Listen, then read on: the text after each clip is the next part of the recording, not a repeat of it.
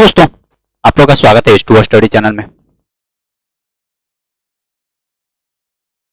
देखिए, अभी हम लोग आकांक्षा 40 का प्रीवियस ईयर का क्वेश्चंस अभी हम लोग कवर कर रहे थे, जिसमें आकांक्षा 40 में जो प्रीवियस ईयर का क्वेश्चंस था वो 2023 का, तो जो 2023 का ऑफिशियल क्वेश्चंस था उसको हम लोग अच्छे से डिटेल से देख रहे हैं, जिसमें हम लोग दो पार्ट्स कवर कर चुके हैं, जिसमें दोनों पार्ट्स में कंप्लीट फिजिक्स कवर हो चुकी है। टोटल फिजिक्स का 40 क्वेश्चंस पूछा गया था। आज हम लोग पार्ट 3 स्टार्ट करेंगे और इस 3 में स्टार्ट करेंगे केमिस्ट्री को। ठीक है, तो केमिस्ट्री का भी दो पार्ट्स यानी पार्ट 3 और पार्ट 4 20-20 क्वेश्चंस करके इसका भी जो भी कंप्लीट प्रीवियस ईयर है उसको भी देख लेते हैं केमिस्ट्री में कि किस किस तरह का क्वेश्चंस पूछा गया था। और ध्यान रखिएगा, अगर आप एग्जाम दे रहे हैं तो आपके लिए प्रीवियस ईयर क्वेश्चन बहुत जरूरी है, बहुत जरूरी है, क्योंकि बिना प्रीवियस ईयर का एग्जाम देने जा रहे हैं कौन सा बेसिस पे हैं? तो आपको आइडिया होना चाहिए ना कि किस लेवल का क्वेश्चन पूछा जाता है। तो प्रीवियस ईयर का क्वेश्चन बहुत इंपॉर्टेंट है। बिना प्रीवियस ईयर का आप एग्जाम देने जाइए नहीं सकते हैं, नहीं जाना है। कम से कम आपको अगर निकालना है, बढ़िया से निकालना है, तो पहले प्रीवियस ईयर देख लेनी है, इसके बाद फिर आपका तैयारी करवाएंगे, उसको भी पूरा पढ़ते रहना अच्छे से। ठीक है, तो स्टार्ट करते हैं। तो देखिए, आज का जो फर्स्ट क्वेश्चन यानी 41 40 तक का क्या क्वेश्चन था? 40 तक का फिजिक्स का था।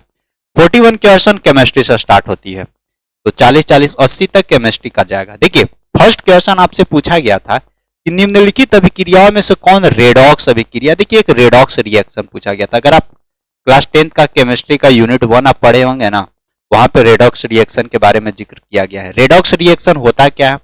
रेडॉक्स रिएक्शन होता है यानी ऑक्सीडेशन और रिडक्शन साथ साथ हो, मतलब अपचयन और उपचयन साथ साथ हो। अपचयन और उपचयन यानी देखिए, एक होती है ऑक्सीडेशन। ऑक्सीडेशन कहने का मतलब कोई भी मेटल के साथ ऑक्साइड मिले, और दूसरा होता है रिडक्शन।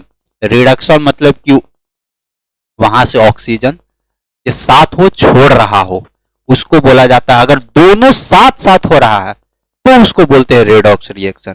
अगर ओनली फॉर ऑक्सीजन किसी अन्य के साथ मिला, जैसे कार्बन ऑक्सीजन के साथ मिलके कार्बन डाइऑक्साइड बना रहा है, जैसे नहीं देखते आपके घर में गोईठा है, आपके घर में लकड़ी है, वो लकड़ी ऑक्सीजन के संपर्क में ला के जल रहा है तो कार्बन डाइऑक्साइड गैस छोड़ा, कार्बन डाइऑक्साइड के रूप में कुछ राख बचा, तो वो क्या है, वहां पे ओनली फॉर ऑक्सीजन के साथ मिक्स हुआ, तो उसको केवल ऑक्सीडेशन के नाम से जानेंगे हम लोग।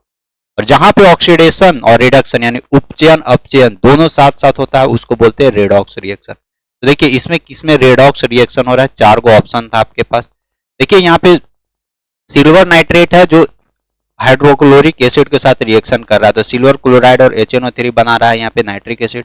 लेड क्लोराइड है यहाँ पे, अमोनिया है जो हाइड्रोक्लोरिक एसिड के साथ रिएक्शन कर रहा है। देखिए, यहाँ पे फेरस ऑक्साइड है, वो लोहा का ऑक्साइड है। लोहा को जब देखते हैं नहीं, रख दीजिएगा आप, लोहा को आप रख देते हैं बाहर में तो वो जंग लग जाता है, वो जंग लगता है, वो क्या, वो एक प्रकार का ऑक्साइड है। ठीक है, तो लो ऑक्साइड जो है एल्युमिनियम के साथ रिएक्शन कर रहा है, तो बना रहा है Al2O3 प्लस में भी। यहाँ पे देखिए, तो ये जो लोहा का जो ऑक्साइड है ना, जब एल्युमिनियम के साथ रिएक्शन करा ना, तो इससे देखिएगा कि इससे ये लोहा के साथ ऑक्सीजन था। अब यहां से देखिएगा कि तो लोहा अकेले बच गया, यानी लोहा जो है ऑक्सीजन का साथ छोड़ दिया यहाँ पे, यानी इस लोहा का क्या हो गया, ये लोहा ऑक्सीजन का साथ छोड़ दिया। और देखिएगा, ये जो एल्युमिनियम हो गया, ये एल्युमिनियम जो है ये ऑक्सीजन के साथ पकड़ लिया, यानी एल्युमिनियम का ऑक्सीडेशन हो गया, एल्युमिनियम ऑक्सीजन के साथ मिल गया, एल्युमिनियम ऑक्साइड बना लिया, जबकि लोहा जो है ऑक्सीजन को छोड़ दिया, हटा दिया, तो वो क्या बन गया, रिडक्शन बन गया, यानी दोनों साथ साथ यहाँ पे हो रहा है। तो रेडॉक्स रिएक्शन इसमें से किस में होगा? ऑप्शन नंबर 4 करेक्ट आंसर है। ठीक है ना इसका। नेक्स्ट देखिएगा, दिया गया था एक और इसी के फॉर्मेट में दिया गया था। देखिए, लॉ ऑक्साइड प्लस में एल्युमिनियम जो है, एल्युमिनियम ऑक्साइड प्लस में लोहा, जस्ट पीछे वाला ही रिएक्शन है, यही वाला रिएक्शन दूसरा में भी डाल दिया था। अबरी कहा पूछता है ना, ये किस प्रकार का रिएक्शन है, तो ये को देखे थे कि ये तो एक रेडॉक्स रिएक्शन है। रेडॉक्स रिएक्शन के अलावा क्या और किसी भी प्रकार का रिएक्शन बन सकता है ये? तो देखिए, एक है कॉम्बिनेशन रिएक्शन। देखिए, कॉम्बिनेशन रिएक्शन किसको बोलते हैं? संयोजन अभिक्रिया उसको बोलते हैं, जहां पे दो चीज मिलके एक चीज का निर्माण कर रहा हो, उसको बोलते हैं हम लोग संयोजन अभिक्रिया। एक है double displacement reaction. Double displacement मतलब कि एक दूसरे को विस्थापित कर रहा है फिर दूसरा का पहला को विस्थापित कर रहा है, वो डबल डिस्प्लेसमेंट होता है। डिकम्पोजिशन रिएक्शन, वियोजन अभिक्रिया, जहां पे एक पदार्थ रिएक्शन के बाद दो अलग अलग पदार्थ में ब्रेक हो जाता है, उसको बोला जाता है डिकम्पोजिशन रिएक्शन। और एक है डिस्प्लेसमेंट रिएक्शन। तो देखिए, तो यहाँ पे ये जो एल्यूमिनियम जो है ना, ध्यान रखिएगा, ये जो एल्यूमिनियम है इस लोहा से ज्यादा अभिक्रिया करता है। तो ये जो एल्यूमिनियम है ना, जब दोनों को साथ आपस में मिलाइएगा तो एल्यूमिनियम है ये लोहा के साथ रिएक्शन कर जाएगा, और ये जो एल्यूमिनियम है ना इस ऑक्सीजन के साथ रिएक्शन कर जाएगा, ये लोहा को साइड लगा देगा। मतलब जानते हैं ना, ये दोनों गर्लफ्रेंड और बॉयफ्रेंड थे। ये एक और बीच में एगो दूसरा लड़का आया, ये थोड़ा सा अच्छा मालदार आदमी मिल गया, पैसा वाला मिल गया, तो ये थी ना इसके साथ सट गई। ये सिस्टम होता है डिस्प्लेसमेंट रिएक्शन में, यानी जो ज्यादा पावरफुल होता है ना वो लेके भाग जाता है, वो लेके भाग जाता है लड़की। ये सिस्टम होती है डिस्प्लेसमेंट रिएक्शन। डिस्प्लेसमेंट रिएक्शन का यही कंडीशन, ठीक है। तो एल्युमिनियम जो है वो इस लोहा को देखिए साइड लगा दिया और ऑक्सीजन के साथ खुद जाके सट गया। तो यहाँ पे कौन सा रिएक्शन हो रहा है, तो यहाँ पे हो रहा है displacement reaction. Option number C, displacement भी हो रहा है, इसको रेडॉक्स रिएक्शन के भी नाम से जानते हैं। नेक्स्ट आपसे क्या पूछा गया था, देखिए बेकिंग पाउडर के घटकों का मतलब बेकिंग पाउडर के घटकों में से एक घटक यानी एगो कंपोनेंट पूछा जा रहा है। बेकिंग पाउडर किसको बोलते हैं, खाने वाला सोडा को। जिलेबी में डाला जाता है बेकिंग पाउडर, रसगुल्ला में बेकिंग पाउडर डाला जाता है, मतलब जितने भी खाने वाला पदार्थ जो मीठा टाइप का होता है ना, सब में बेकिंग पाउडर। बतासा में भी बेकिंग पाउडर डाला जाता है ताकि वो थोड़ा खास्ता हो जाए, नॉर्मल मतलब मुलायम रहे। पावरोटी में भी बेकिंग पाउडर डाला जाता है। बेकिंग पाउडर का केमिकल फार्मूला NaHCO3, ठीक है।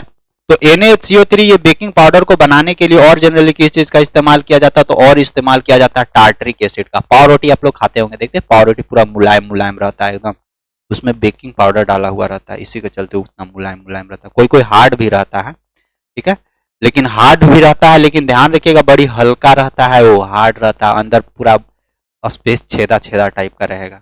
वो सब बेकिंग पाउडर का कमाल है। तो एक टार्टरिक एसिड भी उसके साथ मिलाया हुआ रहता है, ठीक है। तो 43 का क्या हो जाएगा, 43 का ऑप्शन नंबर है। नेक्स्ट देखिएगा, एक और क्वेश्चन था कि शुक्र का वायुमंडल स्पेस के मोटे श्वेत और पीले बादलों से बना होता है। देखिए शुक्र एक जैसे पृथ्वी एक ग्रह है, उसी तरह शुक्र भी एक प्रकार का ग्रह है, प्लैनेट है। वही बोलता है the atmosphere of Venus is made up of thick white and yellowish cloud. ये जो शुक्र का जो वायुमंडल है ना, वो जो थोड़ा ज्यादा सफेद सफेद और पीला पीला बादल जैसा दिखता है। आखिर वहां पे क्या पाया जाता है, क्या सल्फ्यूरिक अम्ल पाया जाता है, नाइट्रिक एसिड पाया जाता है, या कैल्शियम ऑक्साइड पाया जाता है, या सोडियम कार्बोनेट पाया जाता है। आखिर वहां पे किसके चलते ऐसा होता है, तो देखिए वहां जो शुक्र ग्रह है ना, जैसे यहाँ पे पृथ्वी पर ऑक्सीजन, कार्बन डाइऑक्साइड, नाइट्रोजन ये सब ज्यादा मात्रा में है, तो शुक्र पर ना सल्फ्यूरिक एसिडवा ज्यादा है। सल्फ्यूरिक एसिडवा के चलते व्हाइट व्हाइट और येलो येलो उसका आसमान दिखता है, ठीक है। नेक्स्ट देखिए एगो रिएक्शन दिया हुआ था आप लोग को, इस रिएक्शन को देखिए पढ़ते हैं, हिंदी में पढ़ते हैं। देखिए सोडियम क्लोराइड को 10 मिलीलीटर सोल्यूशन हाइड्रोक्लोरिक के 8 मिलीलीटर बिलियन को पूर्णतः उदासीन हो जाता है। देखिए ये एक क्षार है सोडियम हाइड्रोक्साइड, और क्षार जो है ना, जब ये है HCl अम्ल, क्षार और अम्ल जब दोनों आपस में अभिक्रिया करता है ना, तो जनरली क्या बनाता है, उदासीन का निर्माण करता है, यानी दोनों एक दूसरे के गुण को न्यूट्रलाइज करता है। कभी पेट में गैस बना है, गैस बनता होगा तो देखते होंगे आप लोग, इनो पीते होंगे, वो क्या करता है, इनो जैसे ही पेट में जाता है तो पूरा न्यूट्रल कर देता है, ठीक हो जाता होगा आपको। वही बोलता है, देखिए 10 मिलीलीटर अगर सोडियम हाइड्रोक्साइड है, वो 8 मिलीलीटर सोडियम क्लोराइड यानी 10 मिली, देखिए सोडियम हाइड्रोक्साइड का 10 मिलीलीटर बिलियन सोडियम क्लोराइड के 8 मिलीलीटर बिलियन से पूर्णतः उदासीन हो जाता है। यानी सोडियम हाइड्रोक्साइड 10 मिलीलीटर और 8 मिलीलीटर HCl लेंगे तो दोनों एक दूसरे के गुण को खत्म कर देता है, ठीक है। अब आगे देखते हैं, यदि हम सोडियम हाइड्रोक्साइड का उसी बिलियन के 20 मिलीलीटर लें, शुरू 10 लिए थे, अभी 20 मिलीलीटर ले रहा है, यानी 10 का दुगना ले रहा है अभी, तो इसे उदासीन करने के लिए HCl के उसी बिलियन की कितनी मात्रा की आवश्यकता होगी। अगर मान लेते हैं जब शुरू 10 मिलीलीटर सोडियम हाइड्रोक्साइड था, तो 8 मिलीलीटर HCl यानी हाइड्रोक्लोरिक एसिड का जरूरी पड़ रहा था। न्यूट्रलाइज करने के लिए। अगर 20 मिलीलीटर सोडियम हाइड्रोक्साइड है मेरे पास, तो उसको न्यूट्रलाइज करने के लिए कितना एसिड का जरूरत पड़ेगा? तो भाई साहब उसको कितना एसिड का जरूरी पड़ेगा? ये यहाँ पे देखिए 8 मिली, ये 10 मिलीलीटर के लिए 8 मिलीलीटर चाहिए, तो ये 10 का दुगना 20, तो 8 का दुगना 16 मिलीलीटर मेरे को क्या चाहिए? HCl। अगर 16 मिलीलीटर रहेगा तो ये 20 मिलीलीटर को ये न्यूट्रलाइज कर देगा। नहीं बुझाया? फिर से देख लीजिए।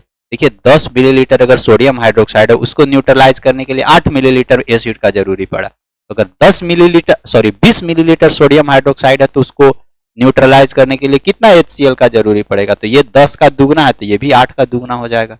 8 का दुगना 8 दूनी 16 मिलीलीटर चाहिए। तो अगर 16 मिलीलीटर रहेगा तो 20 मिलीलीटर को न्यूट्रलाइज कर देगा। नेक्स्ट, निम्न धातुओं की अभिक्रियाशीलता में सही घटता क्रम। देखिए मतलब घटते क्रम कहने का मतलब कि शुरू में सबसे ज्यादा वाला, ज्यादा रिएक्शन, उसके बाद उससे कम, एक बार उससे कम, तो घटते क्रम यही ना होता है।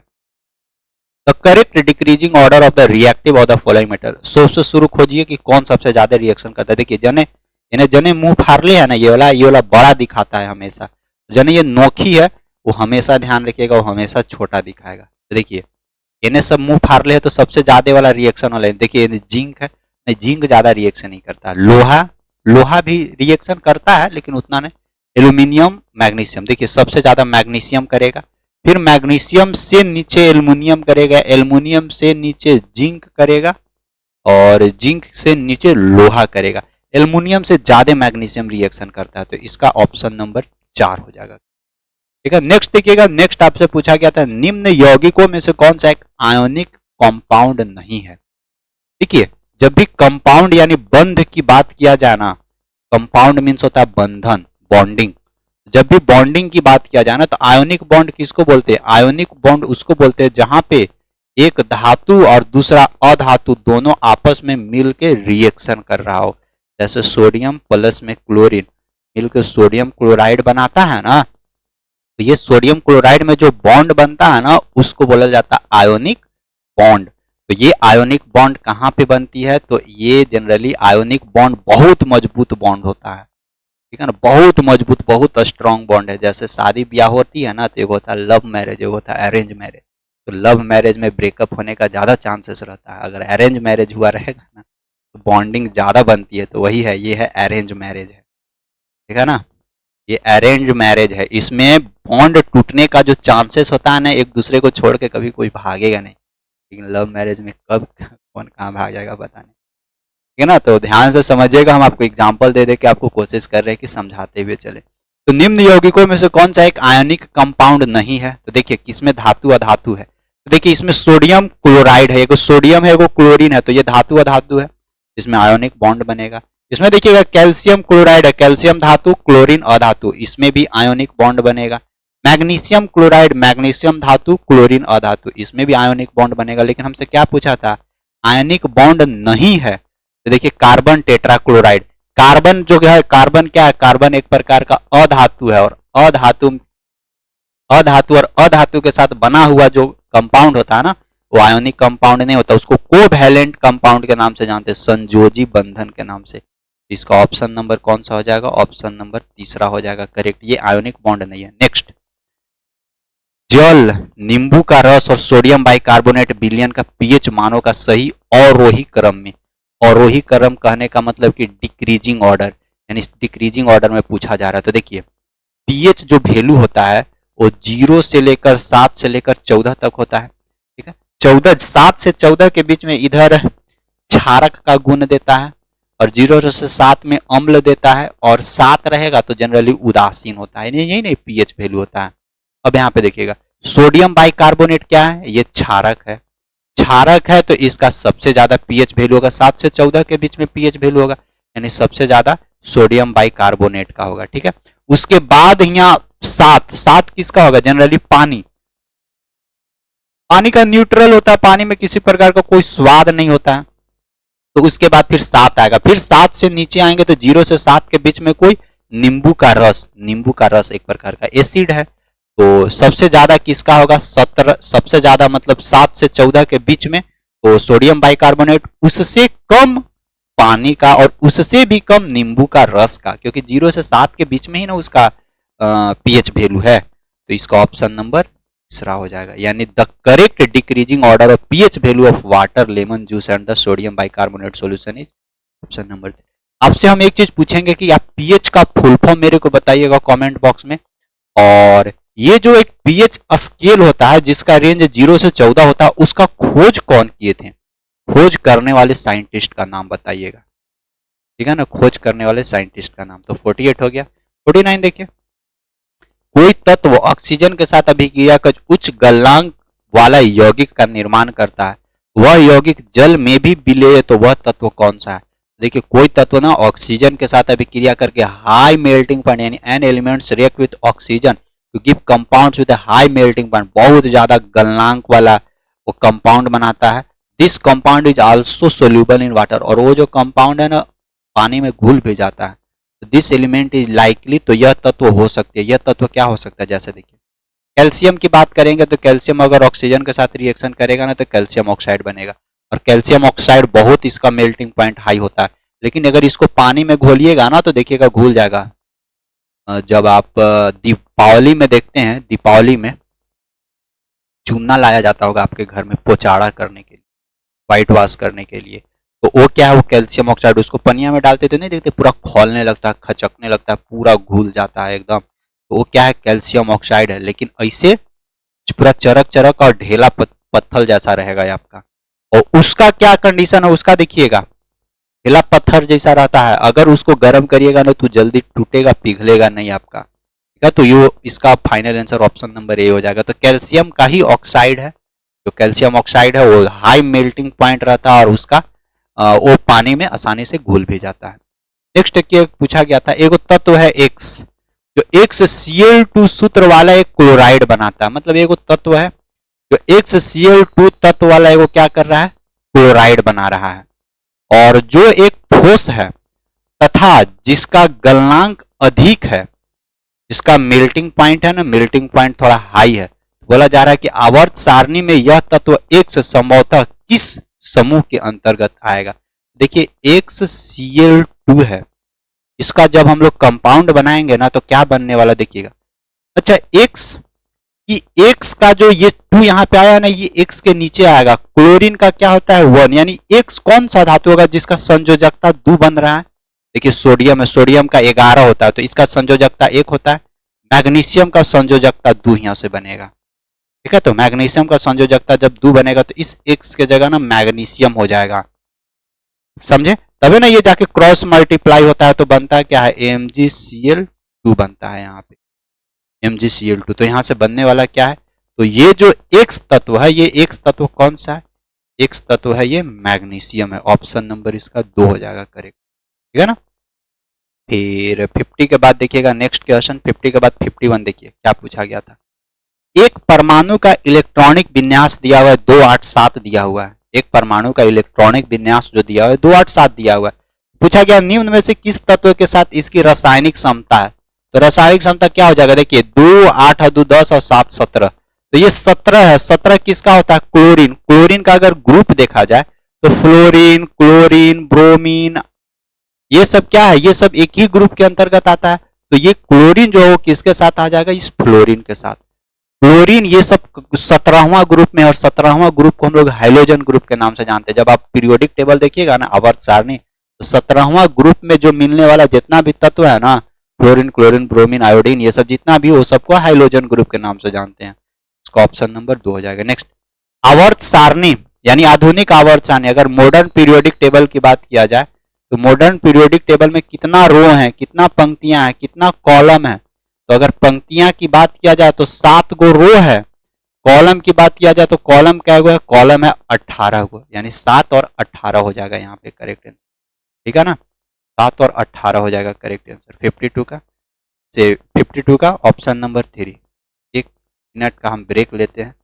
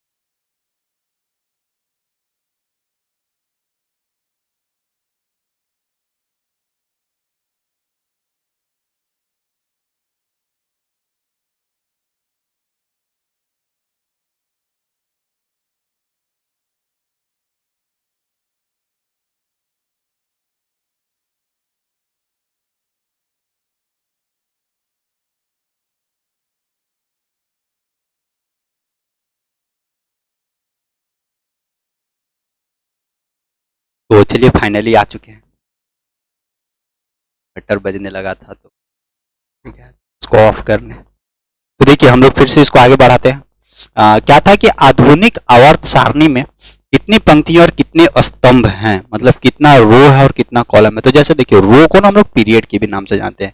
जब आप पीरियोडिक टेबल देखिएगा ना तो उसमें ऐसे दिखेगा इस तरह का। हॉरिजॉन्टल जितना भी है क्षैतिज ना वो 7 को देखिएगा, और जितना ऊपरी से अगर वर्टिकल ऊपरी से काउंट करिएगा ना तो वो टोटल 18 को दिखेगा। तो वो जो वर्टिकल होता है ना उसको स्तंभ बोलते हैं ग्रुप के नाम से, और जितना भी हॉरिजॉन्टल होता है ना उसको हम लोग रो यानी पंक्ति पंक्ति पंक्तियां, या फिर उसको हम लोग पीरियड के भी नाम से जानते हैं, आवर्त जिसको बोलते हैं।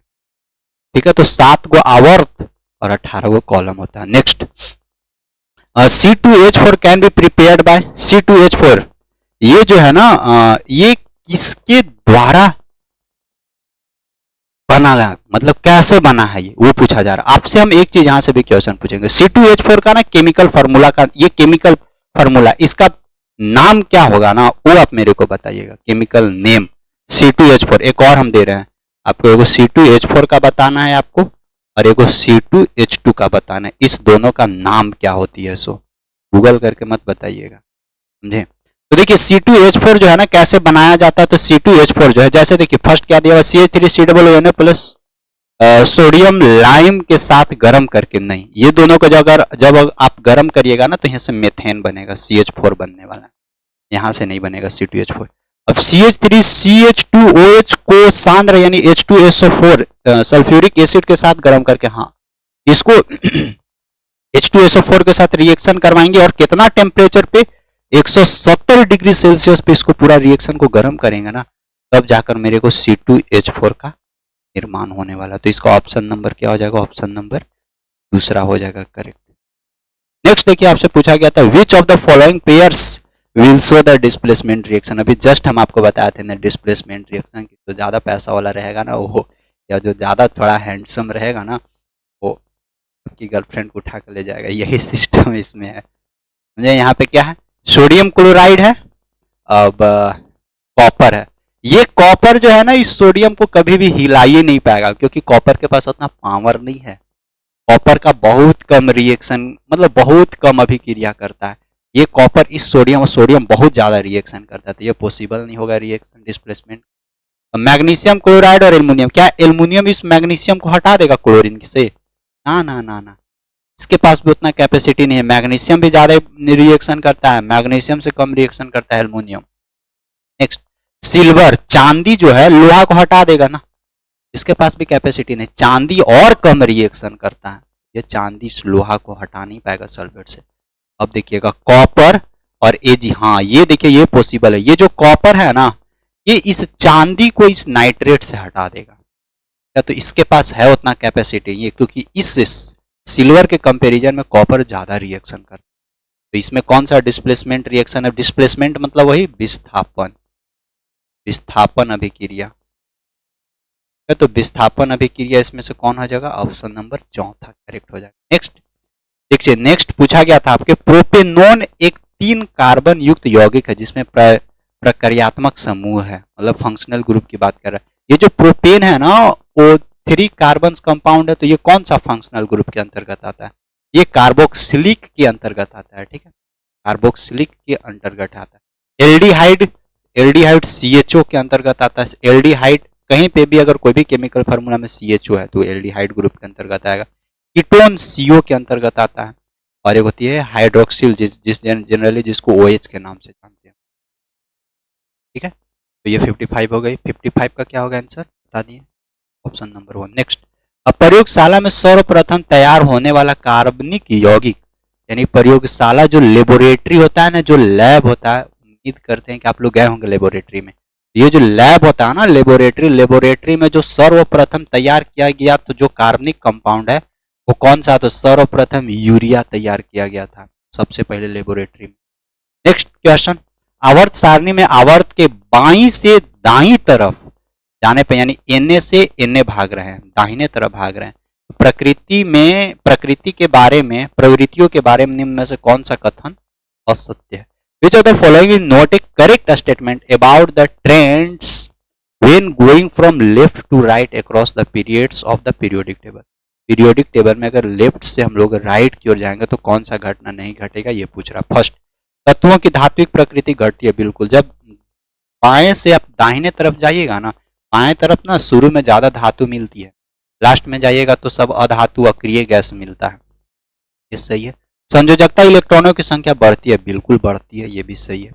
परमाणु अधिक आसानी से इलेक्ट्रॉन त्याग करता है, ना ना ना, परमाणु त्यागे कैसे करेगा, जब आगे भागती है दाहिने से सॉरी बाएं से दाएं तरफ भागते हैं तो उधर अधातु आता है, और अधातु थोड़ी ना इलेक्ट्रॉन को त्याग करता है, अधातु इलेक्ट्रॉन को ग्रहण करता है, एक्सेप्ट करता है, तो ये कंडीशन गलत है। इसके ऑक्साइड अधिक अम्लीय हो जाते हैं, बिल्कुल, क्योंकि जैसे जैसे बाएं से दाहिने साइड जाइएगा ना, वैसे वैसे धातु का जो प्रकृति है वो कम होते जाती है, यानी अधातु बनते जाता है, और अधातु जब ऑक्साइड बनाता है तो उस अधात्विक ऑक्साइड का जो नेचर होता है ना, वो अम्लीय नेचर का होता है, यानी अधात्विक ऑक्साइड का नेचर अम्लीय। जैसे अगर आपसे पूछा जाए कार्बन को ऑक्सीजन के जलाते हैं तो कार्बन डाइऑक्साइड बनता है, ये कार्बन डाइऑक्साइड का नेचर कैसा है, तो कार्बन डाइऑक्साइड का नेचर क्षारीय नहीं है, कार्बन डाइऑक्साइड अम्लीय नेचर का है ना। अगर आपसे पूछा जाए जैसे लोहा है Fe, लोहा का जो ऑक्साइड बनता है ना, उसका नेचर कैसा है, तो लोहा का ऑक्साइड का नेचर क्षारीय नेचर है, ये अम्लीय नेचर देता है। अधातु का ऑक्साइड अम्लीय और धातु का ऑक्साइड क्षारीय नेचर का, तो इसका ऑप्शन नंबर 4 भी सही है, लेकिन ऑप्शन नंबर 3 गलत है, ठीक है, ऑप्शन नंबर 3। नेक्स्ट देखिएगा, कार्बोनेट अयस्कों को सीमित वायु में अधिक ताप पर गर्म करने से यह ऑक्साइड में परिवर्तित तो हो जाता है, इस प्रक्रिया को क्या बोलते हैं, इस प्रक्रिया को कैल्सिनेशन बोलते हैं। देखिए, कैल्सिनेशन एक ऐसा प्रोसेस है ना, जिस प्रोसेस के माध्यम से अगर कोई ओर है और वो ओर अगर कार्बोनेट के फॉर्मेट में है ना, तो उस कार्बोनेट के फॉर्मेट से उसको हम लोग एक ऑक्साइड के फॉर्मेट में हम लोग चेंज कर सकते हैं कैल्सिनेशन मेथड से। कैल्सिनेशन मेथड में क्या होती है ना, कि उस कार्बोनेट का जो खनिज है, अयस्क, कार्बोनेट का जो अयस्क है, ओर है, उसको एक जगह रख के और कम एयर में, हवा के कम अनुपस्थिति में उसको जलाएंगे, गर्म करेंगे, और गर्म करके फिर वहां से कार्बोनेट के अंदर जो भी धातु बच रहा है उसको ऑक्साइड के फॉर्मेट में कन्वर्ट करेंगे, और वहां से फिर हम लोग शुद्ध धातु प्राप्त करेंगे। तो इस पूरा प्रोसेस को हम लोग कैल्सिनेशन के नाम से जानते हैं, ठीक है। नेक्स्ट, सीने बार इज एन ओरफ, ये जो सीने बार ये किस चीज का अयस्क है, सीने बार जो है वो किस चीज का अयस्क है, तो सीने बार एक प्रकार का एल्युमिनियम का, तांबा का, जिंक का, ये एक प्रकार का मरकरी का अयस्क है, ठीक है। सीने बार जो है ना, सीने बार एक प्रकार का मरकरी का अयस्क है, तो इसका ऑप्शन नंबर क्या हो जाएगा, ऑप्शन नंबर 4। यानी सीने बार किसको बोला जाता है, जहां पे Hg की मात्रा हो, मरकरी की मात्रा, उसको सीने बार के नाम। 59 के बाद देखिए 60, कार्बन अपने तथा दूसरे तत्वों के साथ किस प्रकार का बॉन्ड बनाता है, इस तरह का क्वेश्चन एक पीछे भी बताया आपको। कार्बन क्या है, अधातु है, और अधातु के अंदर ना श्रृंखलन का गुण पाया जाता है, कैल्टिलेशंस का गुण पाया जाता है, इसको सीरीज भी हम लोग बोलते हैं। वो सीरीज के अनुसार बहुत सारा अपना कंपाउंड बनाते रहता है, तो उसके अंदर श्रृंखलन का गुण पाया जाता है, जिसके चलते वो आयोनिक बॉन्ड तो कभी बनाएगा भी नहीं, इलेक्ट्रोवैलेंट बॉन्ड बनाने के लिए भी जस्ट, देखिए आयोनिक बॉन्ड को ही इलेक्ट्रोवैलेंट बॉन्ड हम लोग बोलते हैं, ये तो जनरली बनाएगा नहीं, क्योंकि इसके लिए धातु अधातु की जरूरत है। तो वो बनाता क्या, वो बनाता है कोवैलेंट बॉन्ड बनाता है, सहसंयोजक बंध बनाता है। ऑप्शन नंबर इसका 1 हो जाए, ठीक है। तो बस केमिस्ट्री का जो हम लोग का टोटल जो PYQ हम लोग का जो चल रही थी, उस PYQ का आज पार्ट 3 भी कंप्लीट हो चुका है। केमिस्ट्री का हम लोग 20 क्वेश्चंस कवर कर चुके हैं, ठीक है। तो केमिस्ट्री का जो नेक्स्ट पार्ट जो आएगी, वो नेक्स्ट सेशन में और जो बचा हुआ है 20 क्वेश्चन, तो हम लोग अच्छे से कंप्लीट कर लेंगे, ठीक है। तो आज का वीडियो कैसा लगा, सब लोग जरूर एक बार कमेंट करके बताइएगा। इस 20 क्वेश्चन में आप कितना बना पा रहे थे, वो भी मेरे को जरूर बताइएगा। आपसे कितना बन रहा था, क्या 20 में 20 बन रहा था? टॉपर आप ही हैं इस बार का, तो बढ़िया से मेहनत करिए, ठीक है ना। तो बस इस सेशन को यहीं तक रखते हैं, फिर मुलाकात करते हैं हम लोग नेक्स्ट सेशन में। जाते जाते सब लोग वीडियोज को लाइक करते हुए जाइएगा, जो भी नए लोग हैं सभी लोग चैनल को जरूर सब्सक्राइब करते हुए जाइएगा। Thank you, bye.